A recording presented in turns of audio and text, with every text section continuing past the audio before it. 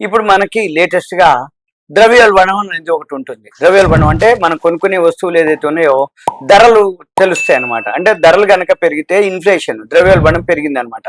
మనకి ధరలు తగ్గితే ఇన్ఫ్లేషన్ తగ్గిందని అర్థం. అయితే ఇప్పుడు ఏదైతే డేటా ఉందో రెండు డేటా ఉంటుంది. ఆ రెండేంటిదో చెప్తాను. ద్రవ్యోల్బణం ఏదైతే ఉందో 14 నెలల గరిష్ట స్థాయికి రావడం జరిగింది. అంటే మనం కొనుక్కునేటటువంటి ఏవైతే తినేవి తాగేవి రిటైల్ ఏవైతే ధరలు ఉంటాయో అవి పెరిగినాయి అనమాట.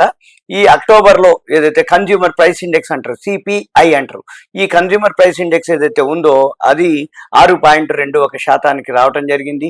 ఈ 6.21% ఏదైతే 14 months అంటే 14 నెలల గరిష్ట అనమాట.